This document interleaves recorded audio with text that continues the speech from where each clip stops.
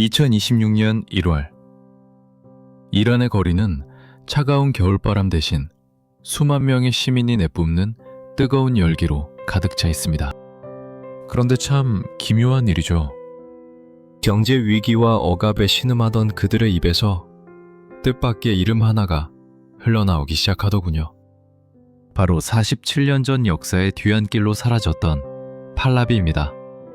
누구보다 왕조를 저주하며 몰아냈던 이들이 왜 지금 이 시점에 다시 그 이름을 호출하는 것일까요? 20조 원짜리 초호화 파피와 사막에서 죽어간 5만 마리의 새들, 그리고 하룻밤 사이에 신기루처럼 사라진 제국의 미스터리. 오늘 밤 우리는 모래 속에 묻혀있던 그 거대한 제국의 설계도를 다시 펼쳐보려 합니다. 구독, 좋아요 하시고 오늘의 이야기 시작합니다. 1971년 10월 이란의 황량한 사막 페르세폴리스 한복판에 기이한 공사가 시작됐습니다. 고대 유적지에서 불과 2km 떨어진 모래볼판이었는데 수백 대의 트럭이 쉴 새 없이 먼지 구름을 일으키며 자재를 실어 날랐죠. 6개월 뒤 그곳엔 별 모양으로 배치된 초호화 텐트 50개가 솟아올랐습니다. 텐트라고는 하지만 천장에 프랑스산 크리스털 샹들리에가 걸리고 이탈리아 대리석 욕조가 깔린 그야말로 5성급 호텔을 사막에 통째로 옮겨놓은 셈이었는데요. 팔라비 2세가 준비한 이 파티의 정체는 페르시아 건국 2500주년 기념 행사였습니다. 전 세계의 왕과 대통령들이 초대되었는데 에티오피아의 황제 하일레 셀라시에는 품에 작은 요크셔 테리어 한 마리를 안고 나타났더군요. 그런데 이 개의 목에 걸린 게 문제였습니다. 별빛처럼 빛나는 다이아몬드 목걸이를 한 채 왕들과 나란히 식탁에 앉아 은접시에 담긴 최고급 캐비어를 핥아 먹었으니까요. 주방은 또 어땠을까요? 프랑스 파리에서 요리사 159명과 식재료 18톤에 전세기로 공수해왔습니다.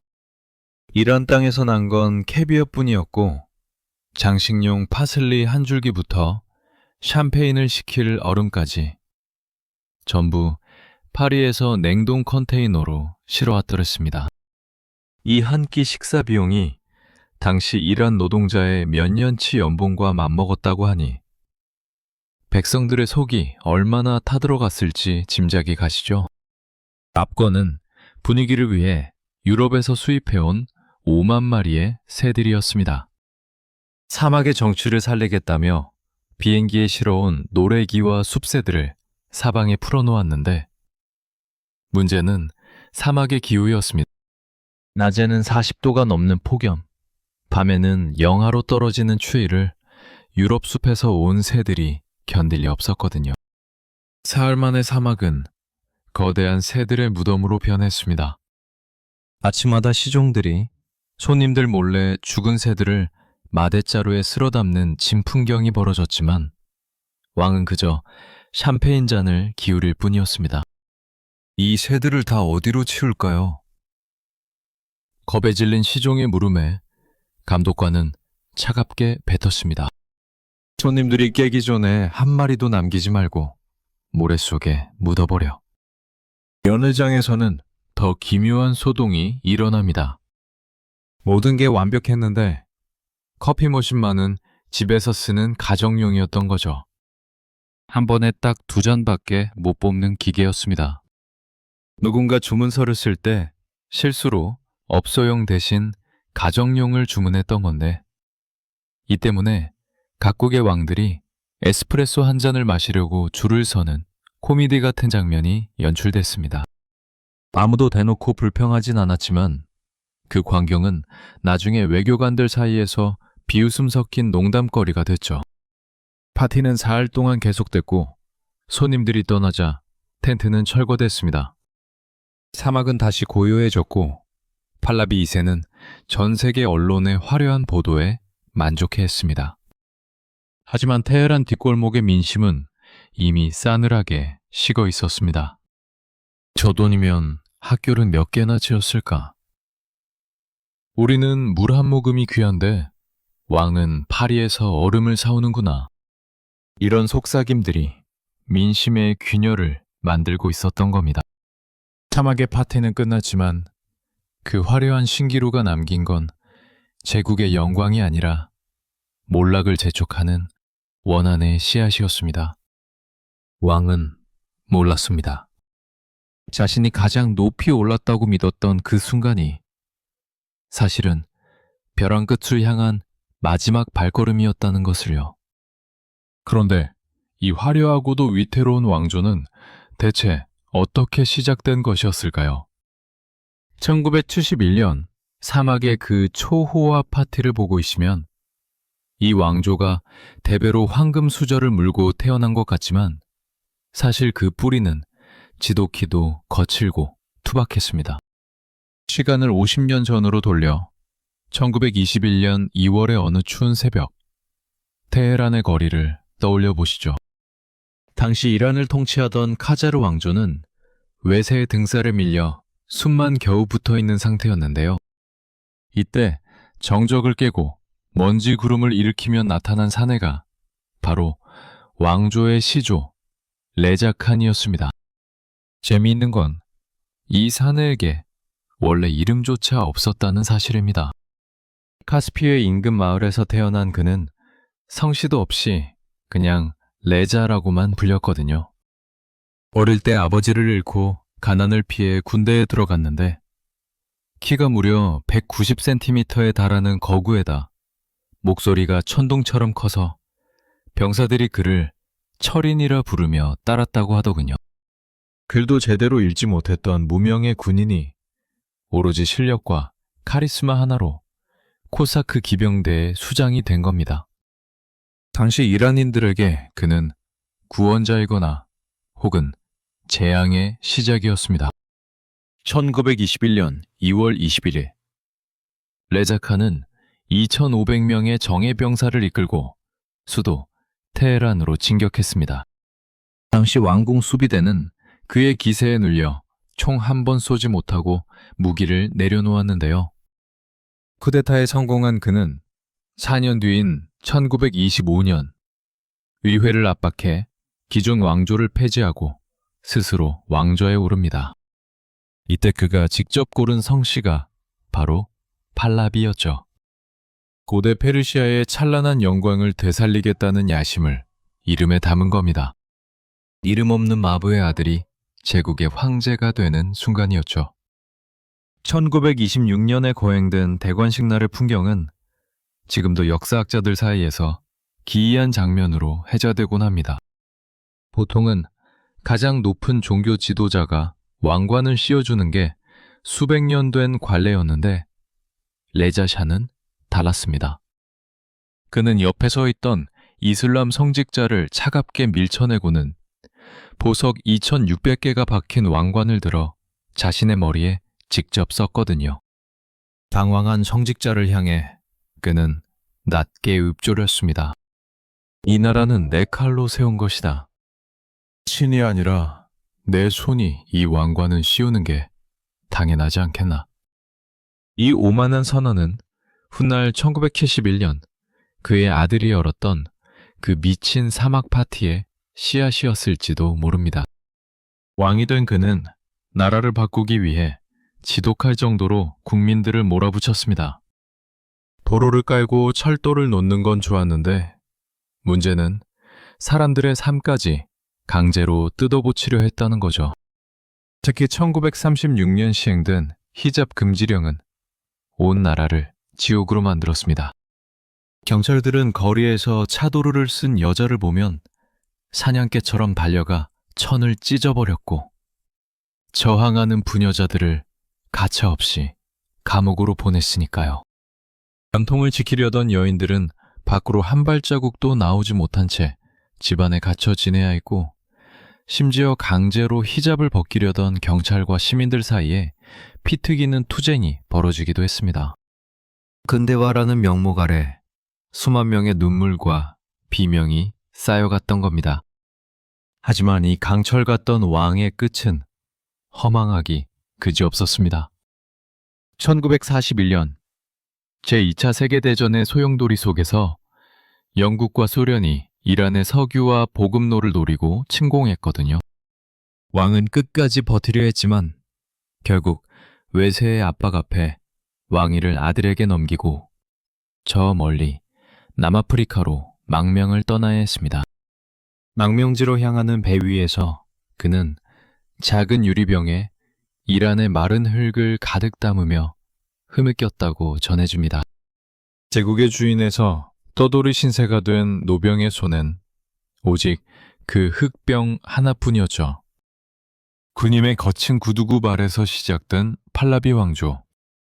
질서를 세웠지만 동시에 온 나라에 원한의 씨앗을 심었던 이 왕조의 바통은 이제 21살의 유약한 청년 모함마드 레자 팔라비에게 넘어갔습니다. 아버지가 강제로 벗겼던 히잡, 그리고 아버지가 목숨처럼 지키려 했던 석유. 이 두 가지가 훗날 아들의 운명을 어떻게 뒤흔들게 될까요? 이제 제국을 무너뜨린 진짜 전쟁, 석유를 둘러싼 음모와 배신의 현장으로 가보겠습니다. 1953. 지워진 정부와 석유의 얼룩. 1951년 봄. 테헤란의 거리는 마치 거대한 용광로처럼 들끓고 있었습니다. 도시 전체에 지독하고도 끈적한 석유 냄새가 진동했는데요. 사람들이 건장으로 쏟아져 나와 목이 터져라 외친 이름은 국왕 팔라비가 아니라 하얀 머리에 병약해 보이는 노정치인 모하마드 모사데그였습니다.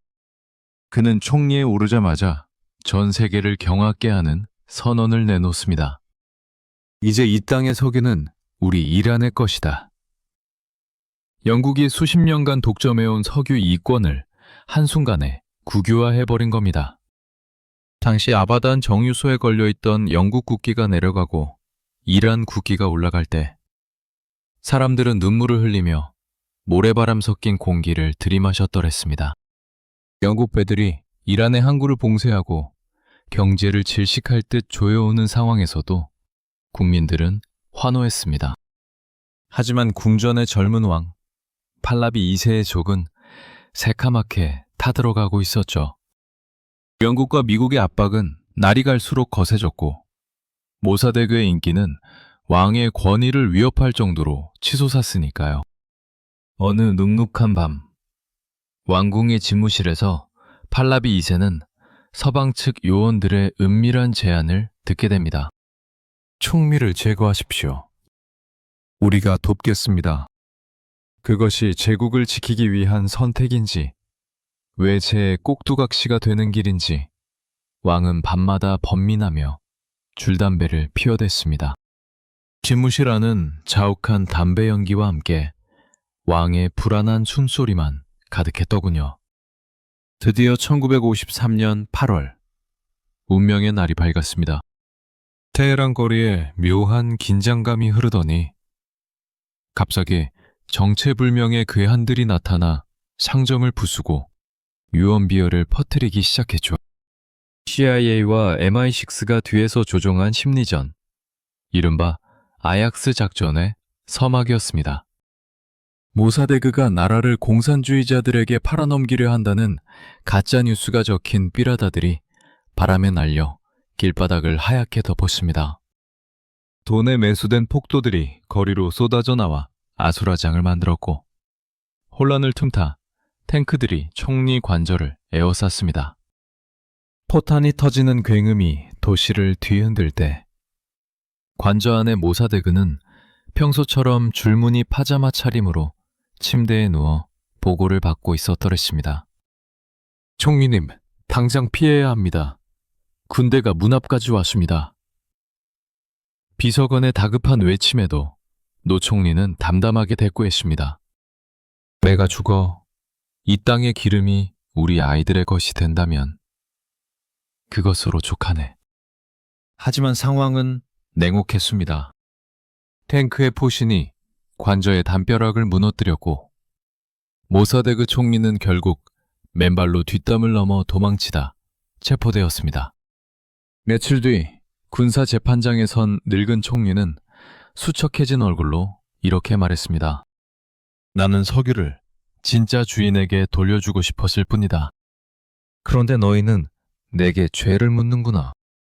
그가 축출되던 날, 테헤란의 하늘은 먹구름이 잔뜩 끼어 있었고 비릿한 금속 냄새가 공중에 떠다녔습니다.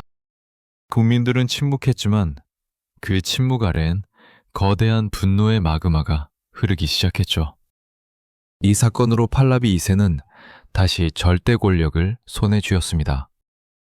이탈리아로 잠시 피신했던 왕은 다시 테헤란으로 돌아오며 승리의 미소를 지었지만 국민의 가슴 속엔 씻을 수 없는 낙인이 찍혀 있었습니다.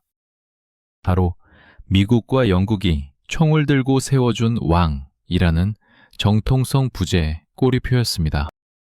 왕은 다시 황금 보좌에 앉아 값비싼 벨기에산 초콜릿을 입에 물고 승리의 샴페인을 터뜨렸습니다. 하지만 그 샴페인의 단맛은 오래가지 않았습니다. 석유 이권은 다시 서방 기업들의 손으로 넘어갔고 정통성을 잃은 왕은 이제 국민의 사랑 대신 더 강력하고 잔혹한 공포로 나라를 다스려야 한다는 강박에 시달리기 시작했으니까요. 1953년에 그 지워진 정부는 팔라비 왕조가 이후 아무리 화려하게 치장하고 사막에 텐트 도시를 지어도 백성들이 자꾸만 떠올리게 되는 가장 아픈 손가락이 되어버린 셈입니다. 왕은 이제 국민의 눈을 마주보는 대신 비밀경찰의 보고서를 읽는데 더 많은 시간을 쓰기 시작했습니다. 제국의 화려한 불빛 아래서 누군가의 긴 비명이 지하 취조실을 타고 소리 없이 퍼져나가고 있었던 겁니다. 이제 우리는 그 공포의 정점, 제국의 가장 어두운 그림자였던 비밀경찰 사바크의 취조실 문을 열어보려 합니다. 1960년대와 70년대의 테헤란은 이른바 중동의 파리라 불리며 찬란하게 빛났습니다. 거리에는 프랑스 향수 냄새가 향긋하게 번졌고 무릎 위로 올라오는 짧은 미니스커트를 입은 여대생들이 재즈 음악이 흐르는 카페에 앉아 자유를 논하곤 했죠. 국왕은 백색혁명이라는 이름 아래 문맹을 대체하고 여성에게 투표권을 주며 나라를 서구식으로 뜯어 고쳤더랬습니다.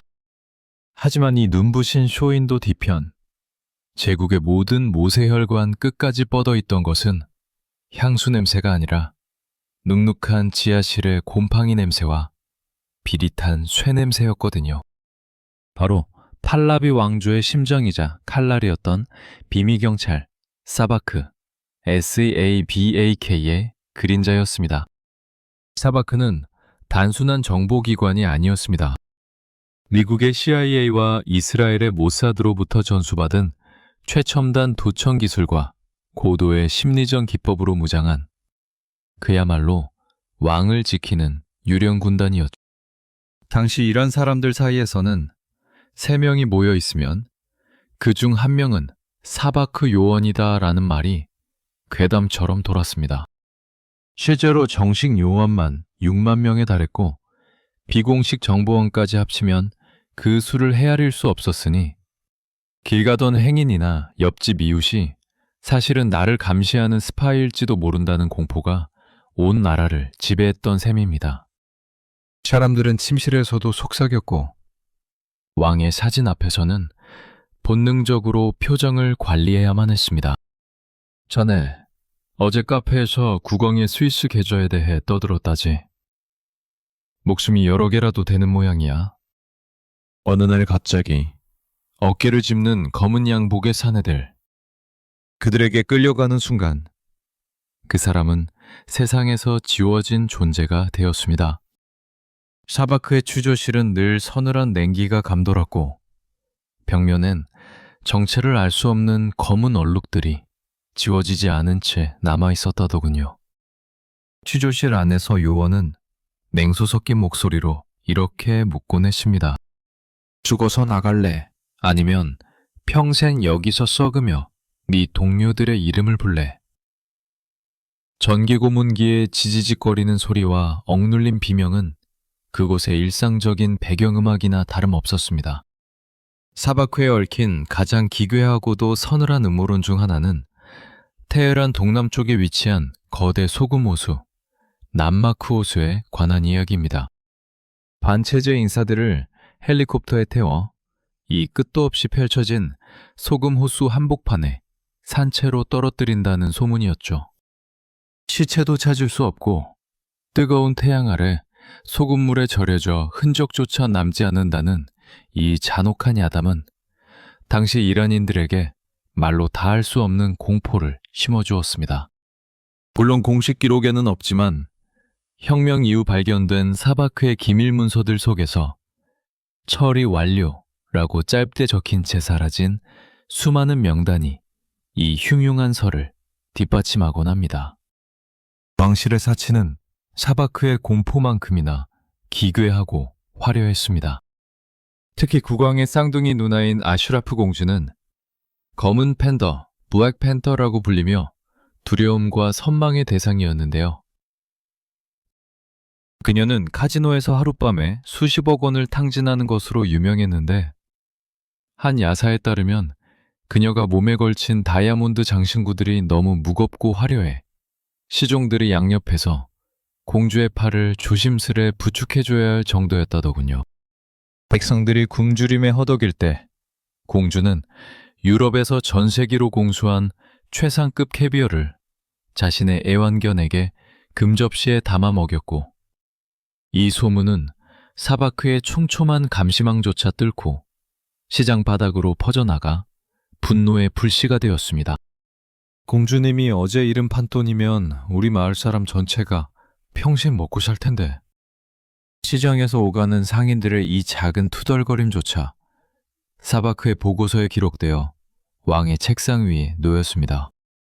하지만 왕은 그 분노의 깊이를 이해하지 못했습니다. 오히려 더 많은 감시 카메라와 더 많은 추조실을 만드는데 예산을 쏟아부었죠. 아이러니한 사실은 훗날 1979년 혁명으로 왕조가 비참하게 무너진 뒤에도 이 사바크의 요원들이 사라지지 않았다는 점입니다. 새로 들어선 이슬람 정권은 그들을 악마라 저주했지만 그들이 가진 고문 기술과 거미줄 같은 정보망만큼은 탐이 났던 모양이죠. 사바크 요원의 80% 이상이 그대로 흡수되어 현재 이란의 정보기구가 되었다는 이야기는 권력의 주인은 바뀌어도 백성을 감시하는 칼날은 결코 무뎌지지 않는다는 서늘한 진실을 보여줍니다. 왕은 자신이 심어놓은 6만 개의 눈이 자신을 영원히 지켜줄 거라 믿었습니다. 하지만 그 눈들이 감시하던 것은 백성들의 입이 아니라 서서히 끓어오르던 혁명의 열기였습니다. 겉으로는 황금빛으로 번쩍이며 근대화의 꽃을 피우던 제국이었지만 그 속은 이미 비밀경찰의 무거운 구두 소리와 지하 추조실에서 새어나오는 억눌린 비명으로 썩어 들어가고 있었던 겁니다. 이제 이 억눌린 공포가 걷잡을 수 없는 불길로 폭발하는 순간 한 극장의 굳게 닫힌 문 뒤에서 시작된 비극적인 사건의 현장으로 가보겠습니다. 1978년 8월의 이란은 지독히도 무덥고 습했습니다.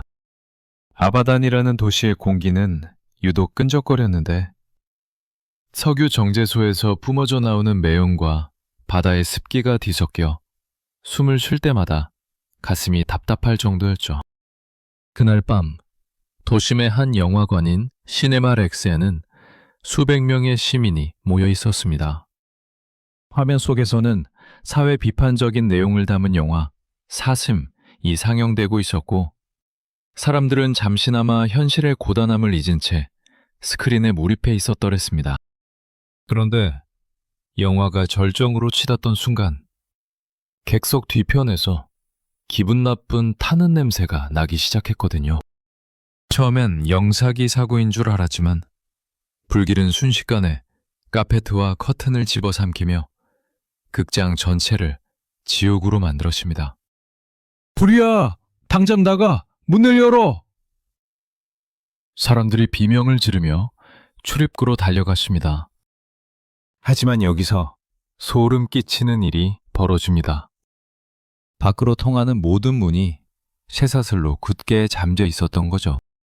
사람들은 문을 발로 차고 손톱이 빠지도록 벽을 긁었지만 철문은 꿈쩍도도 하지 않았습니다. 불길은 천장을 타고 내려와 사람들의 머리 위로 쏟아졌고 극장 안은 순식간에 검은 연기와 살이 타는 냄새로 가득 찼습니다. 결국 그날 밤 어린아이를 포함한 400여 명의 시민이 산채로 불타 죽었습니다. 훗날 기록마다 숫자가 조금씩 다르긴 하지만 최소 377명에서 많게는 470명에 이르는 무고한 생명이 그 닫힌 문 뒤에서 생을 마감한 셈입니다. 사건 직후 테헤란 전역에는 서늘한 소문이 번지기 시작했습니다. 사바크 비밀경찰가 일부러 문을 잠갔다. 사람들을 가둬 죽여서 본보기를 보여준 거다 라는 음모론이었죠. 사실 이 불을 누가 질렀는지는 지금도 역사적 논쟁거리입니다. 이슬람 근본주의자들이 서구 문물의 상징인 영화관을 노렸다는 설도 있고 정권이 반정부 여론을 잠재우기 위해 조작했다는 설도 팽팽하니까요. 하지만 당시 분노에 찬 이런 국민에게 범인이 누구인지는 중요하지 않았습니다.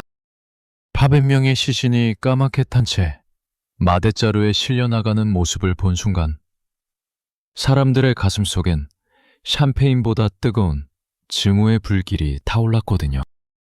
이제 왕은 끝났다. 저 피의 대가를 치러야 한다. 도시의 거리마다 이런 외침이 파도처럼 밀려왔습니다. 1978년 9월 8일 테헤란의 잘레 광장에는 수만 명의 인파가 구름처럼 모여들었습니다.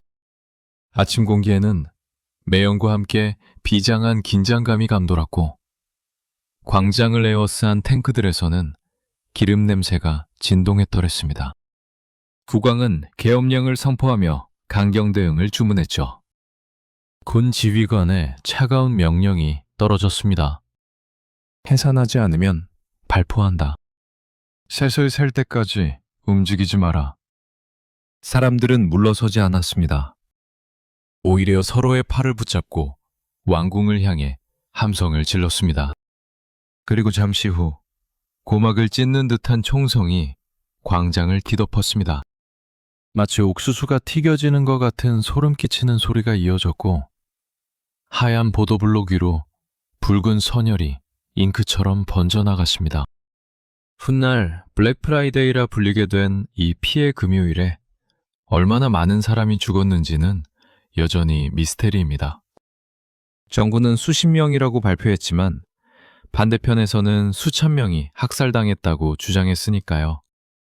분명한 건 그날 잘레광장의 바닥을 적신 피가 팔라비 왕조의 마지막 정통성마저 깨끗이 씻어버렸다는 사실입니다. 총소리가 멈춘 광장에는 신발 한 짝, 찢어진 옷가지, 그리고 주인을 잃은 안경만이 덩그렇게 남았습니다. 공기 중에는 화약 냄새와 쇠 비린내가 뒤섞여 코끝을 아리게 했더군요. 팔라비 2세는 궁전 깊숙한 곳에서 이 보고를 받으며 가늘게 손을 떨었습니다. 자신이 세운 제국이 고작 몇 발의 총탄과 한 번의 방화 사건에 이토록 허망하게 무너질 줄은 꿈에도 몰랐던 겁니다. 이제 이란의 산초는 왕의 이름이 아니라 검은 옷을 입은 성직자 호메이니의 이름을 연호하는 소리로 가득 차기 시작했습니다. 제국을 비추던 태양은 저물고 있었고 왕은 자신이 평생 담아온 이란의 흑병을 챙겨야 할 시간이 다가오고 있음을 직감했습니다.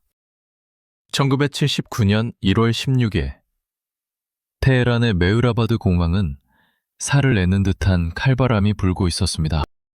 공기 중에는 자욱한 매연과 함께 비행기 유류의 매캐한 냄새가 섞여 코끝을 아리게 했더군요. 평소라면 수천 명의 환송 인파로 북적였을 공항이었지만 그날은 오직 몇 명의 충성스러운 측근과 무거운 정적만이 감돌고 있었습니다. 윈빛으로 빛나는 보인 727 전용기 앞에선 국왕 팔라비 2세의 안색은 종이장처럼 창백했습니다. 그는 비행기에 오르기 전 털장갑을 벗은 맨손으로 주머니 속에 넣어두었던 작은 유리병 하나를 꺼냈더랬습니다. 그 병 안에는 그가 평생을 바쳐 통치했던 이란의 마른 흙 한 줌이 담겨 있었죠. 이것이 내가 가져갈 수 있는 제국의 전부인가? 국왕은 떨리는 목소리로 나직하게 읊조렸습니다. 곁에 서 있던 파라왕비가 그의 어깨를 감싸쥐었지만 왕의 시선은 이미 멀리 눈 덮인 엘브루즈 산맥을 향하고 있었거든요. 그는 비행기 계단을 오르다 잠시 멈춰서서 수도 테헤란을 향해 마지막 경례를 보냈습니다. 그리고 놀라운 일이 벌어집니다. 왕은 부조종사석이 아니라 직접 조종관을 잡고 앉았던 겁니다. 수십 년간 제국을 조종해온 그 손으로 이제는 무너져가는 자신의 운명을 직접 하늘로 띄워올린 셈이죠. 전용기가 굉음을 내며 이란의 땅을 박차고 올랐을 때 국왕은 테헤란 상공을 천천히 한 바퀴 선회했습니다. 그것은 왕으로서 보낼 수 있는 마지막 작별 인사였더군요. 하지만 그가 비행기 조종관을 잡았을 때 그의 몸 안에서는 이미 제국보다 더 빠르게 무너져 내리는 것이 있었습니다. 사실 국왕은 1974년부터 자신이 림프종이라는 암에 걸렸다는 사실을 알고 있었습니다. 무려 5년 동안이나 이 끔찍한 비밀을 전 세계는 물론 아내인 왕비에게조차 숨긴 채 홀로 병마와 싸우고 있었던 겁니다. 제국의 가장 화려했던 파티장에서도 비밀 경찰을 보고를 받던 집무실에서도 그는 뼛속까지 파고드는 통증을 진통제로 달래며 버텼더랬습니다.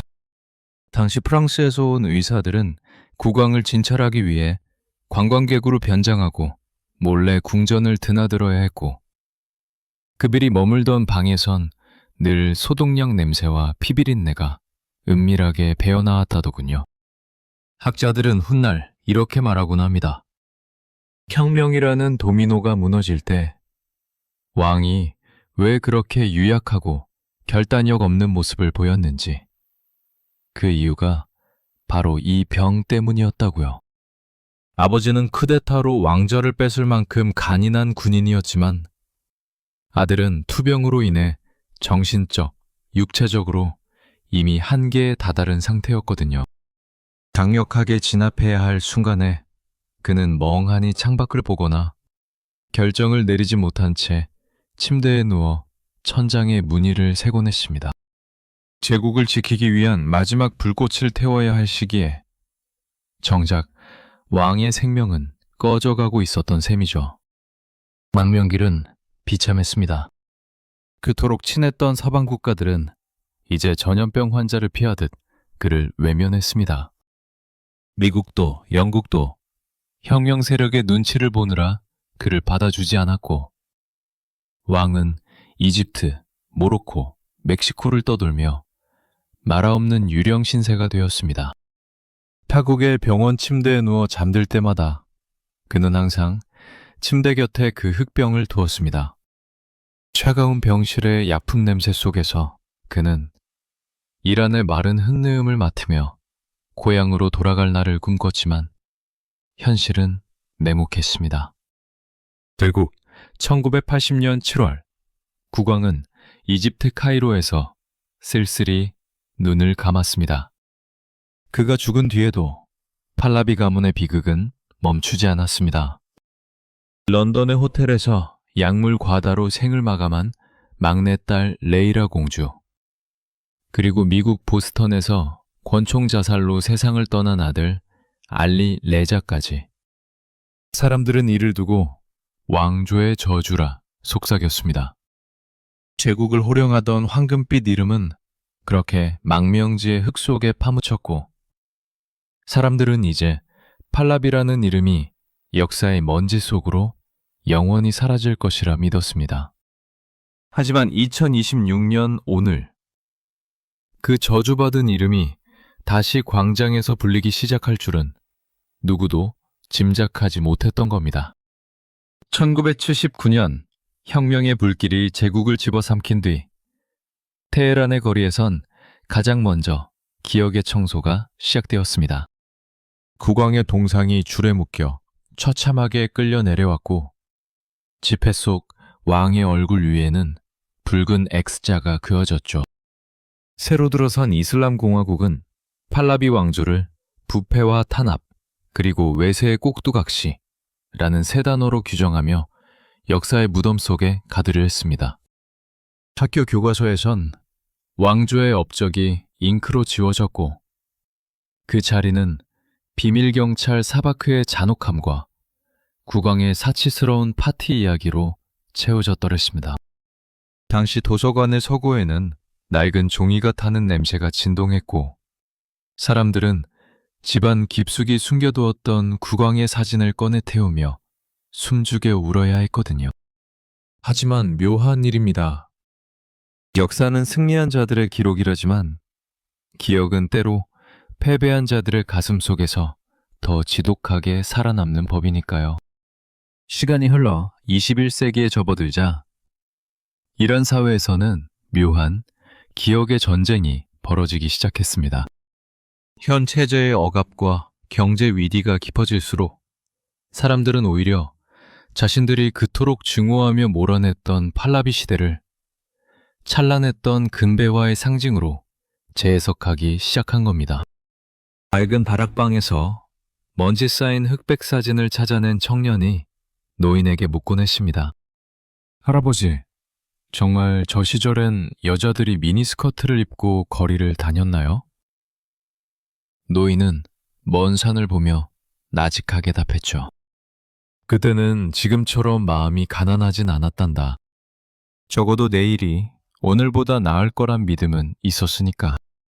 이 싸움의 핵심은 바로 숫자였습니다. 팔라비 시기. 얼마나 많은 사람이 고문당하고 죽었는지에 대해 정권과 반대편의 주장은 지금도 칼날처럼 맞서고 있습니다.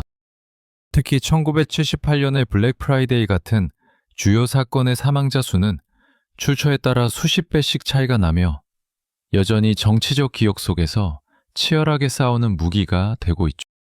팔라비 왕조의 인권 문제는 분명 국제인권보고서와 기록에서 반복적으로 지적된 사실입니다.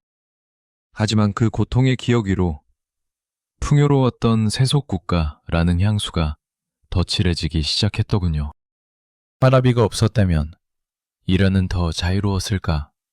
아니면 더 가난해졌을까? 증명할 수 없는 이 가정이 2026년 오늘 다시 이란인들의 가슴을 뜨겁게 달구고 있는 셈입니다. 과거를 어떻게 규정하느냐는 단순한 역사 공부가 아닙니다. 그것은 곧 다음 권력을 누가 가질 것인가를 결정짓는 정당성의 싸움이거든요. 정권은 팔라비의 부패를 강조하며 자신들의 존재 이유를 증명하려 하지만 거리에 나온 시청자들은 오히려 현 체제에 대한 거부감을 표현하기 위해 팔라비라는 이름을 호출합니다. 과거를 잊은 민족에게 미래는 없다는 말은 이란에서 전혀 다른 의미로 쓰이고 있습니다. 그들에게 팔라비는 부활한 왕조가 아니라 현재의 절망을 비추는 가장 날카로운 거울이 된 셈이죠. 이제 테헤란의 밤 공기 속에는 묘한 긴장감이 흐릅니다. 낡은 카세트 테이프에서 흘러나오는 70년대에 금지된 유행가 소리, 그리고 스마트폰의 푸른 불빛 아래서 비밀리에 공유되는 과거 제국의 화려한 영상들. 사람들은 이제 책이 아니라 디지털의 파편들 속에서 자신들만의 역사를 다시 쓰기 시작했습니다. 기억이 무기가 되는 순간, 역사는 더 이상 박제된 과거가 아니라 살아 움직이는 괴물이 되어 현재를 위협합니다. 제국의 황금빛은 사라졌지만 그 기억이 남긴 긴 그림자는 이제 2026년의 거리를 뒤덮을 준비를 마쳤습니다.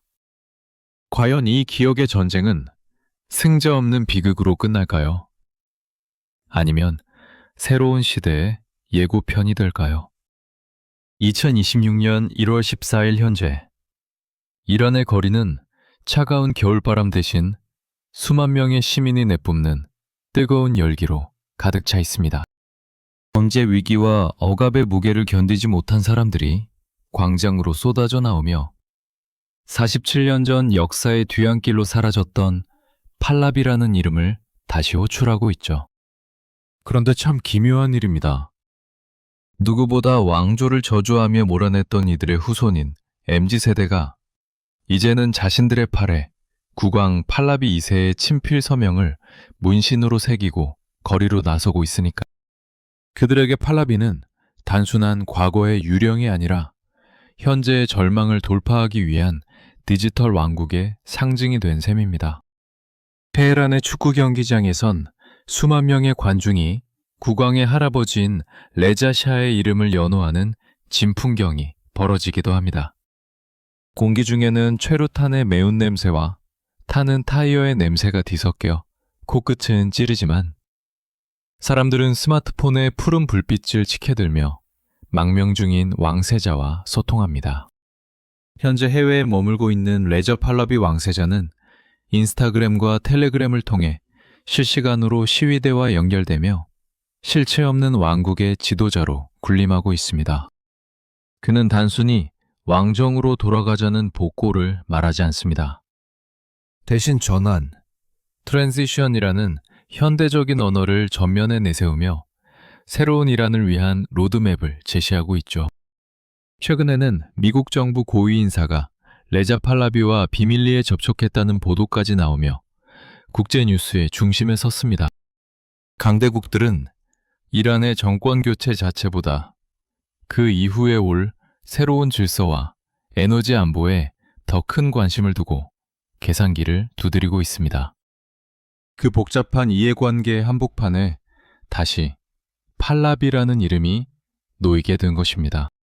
거리의 청년들은 차가운 스마트폰 액정 위로 과거 제국의 화려한 영상을 공유하며 묻습니다. 우리가 잃어버린 것은 무엇인가? 그들에게 팔라비는 이제 과거의 부패한 독재자가 아니라 한 번도 가보지 못한 풍요로운 세속국가로 가는 임시 통행 증거도 같습니다. 하지만 이 열기 속에도 서늘한 의문은 남습니다. 과연 팔라비라는 이름이 그들의 삶을 구원할 진짜 대안일까요? 아니면 현 체제에 대한 거부감이 만들어낸 일시적인 신기루일까요? 지지 세력과 반대 세력이 팽팽하게 맞서는 가운데 2026년의 이란은 또 한 번의 거대한 갈림길 앞에 서 있습니다. 기억이 무기가 되고 이름이 깃발이 된 이 혼돈의 현장에서 사람들은 자신들이 믿고 싶은 역사를 선택하며 미래를 도박처럼 걸고 있는지도 모릅니다. 제국의 후예는 이제 보석 박힌 왕관 대신 디지털 신호를 타고 사람들의 가슴 속으로 파고들며 끝나지 않은 왕조의 이야기를 다시 써내려가고 있습니다. 1971년 사막 한복판에 세워졌던 그 화려한 텐트, 도시를 기억하시나요? 20조 원을 쏟아붓고 5만 마리의 새를 제물로 바쳤던 그 광기 어린 축제 말입니다. 물리적인 텐트와 호사스러웠던 연회장은 이제 모래바람 속에 흔적도 없이 사라졌습니다. 하지만 그 상징만큼은 사막에 묻히지 않았습니다. 오히려 50년이 지난 지금 이란의 거리에서 가장 강력한 정치적 증폭기가 되어 다시 살아났죠. 팔라비 왕조가 다시 불리는 이유는 그들이 완벽했기 때문이 아닙니다. 현재의 고통이 너무나 크기에 사람들은 과거에 가장 화려했던 조각을 가져와 현재와 비교하기 시작한 것입니다. 이것이 바로 역사가 선사하는 가장 서글프고도 지독한 아이러니입니다. 역사는 부메랑과 같습니다. 1979년 혁명이 왕조의 사치를 비난하며 일어났다면 2026년의 시위는 그 시절의 풍요를 그리워하며 불붙고 있습니다. 사막의 황금은 끝났지만 그 황금에 대한 기억은 권력이 필요할 때마다 혹은 백성들이 절망할 때마다 무덤을 파헤치고 돌아옵니다. 사람들은 이제 깨닫기 시작했습니다. 제국의 몰락은 단순히 돈이 많아서가 아니라 그 돈이 흐르는 방향과 사람들의 마음이 흐르는 방향이 어긋났을 때 시작되었다는 사실을요. 1971년 사막의 파티장에서 왕이 샴페인을 마실 때 텐트 밖의 백성들이 느꼈던 그 소외감은 이제 2026년의 거리에서 현 체제를 향한 분노로 형태만 바꾼 채 그대로 반복되고 있습니다. 결국 팔라비라는 이름은 과거로 돌아가는 문이 아니라 현재를 탈출하고 싶은 사람들의 비명일지도 모릅니다. 2400년 페르시아의 영광을 외치던 왕조는 사라졌지만 그들이 남긴 근대화의 유산과 공포의 상처는 여전히 이란인의 DNA 속에 선명하게 새겨져 있습니다. 역사는 결코 한 방향으로만 흐르지 않습니다. 때로는 굽이치고 때로는 거꾸로 흐르며 우리에게 묻습니다. 당신이 쥐고 있는 그 왕관은 누구를 위한 것인가? 사막의 신기루는 사라졌어도 인간의 욕망과 권력의 속성은 그 모래밭 아래서 지금도 숨을 쉬고 있습니다. 오늘 밤 우리는 이란 사막의 화려한 파티에서 시작해 2026년의 뜨거운 광장까지 숨가쁘게 달려왔습니다. 여러분은 어떻게 생각하시나요? 만약 여러분이 1971년 그 사막의 텐트 안에 초대받았다면 눈앞에 샴페인 향기에 취했을까요? 아니면 텐트 밖에서 들려오는 굶주린 신음소리를 먼저 들었을까요? 47년 만에 다시 불리는 이 이름이 이란의 진정한 구원이 될지 아니면 또 다른 비극의 시작이 될지 여러분의 생각을 댓글로 남겨주세요. 오늘 이야기가 흥미로우셨다면 구독, 좋아요, 알림 설정 부탁드리며 오늘 밤도 제국의 황금빛 기업보다는 편안하고 따뜻한 꿈 꾸시길 바랍니다.